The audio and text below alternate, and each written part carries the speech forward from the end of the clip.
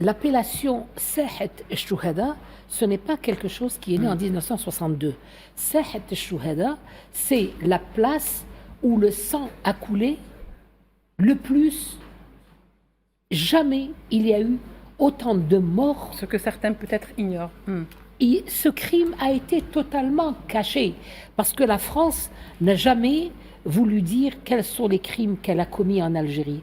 Et ce n'est que ces dernières années, grâce aux médias et grâce à la parole reconquise, qu'on a réussi à dépoussiérer l'histoire de l'Algérie du côté algérien, l'histoire coloniale.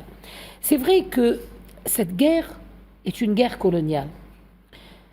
C'est vrai que l'appellation a toute son importance parce que ce qui s'est passé, c'est une guerre sans nom du côté de la France face à une population. Mais une population qui a résisté. Le peuple algérien a toujours résisté depuis la bataille de Staoueli jusqu'au 3 juillet 1962. L'Algérien ne s'est jamais arrêté de combattre. Je dis le 3 juillet 1962 parce que la signature quant à l'indépendance de l'Algérie, c'est bien le 3 juillet. Et la lettre du général de Gaulle adressée à l'État naissant algérien date du 3 juillet 1962. Sauf que l'Algérie a préféré célébrer cette fête d'indépendance 2 jours après pour faire une concordance entre le 5 juillet 1830 et le 5 juillet 1962.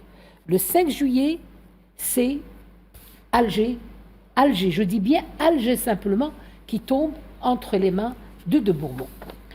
Alors, ce qu'il faut distinguer, c'est que dans ce long processus, il faut savoir répartir les tranches historiques. De 1830 jusqu'à peu près le début du XXe siècle, c'est-à-dire 1926, c'est une lutte populaire.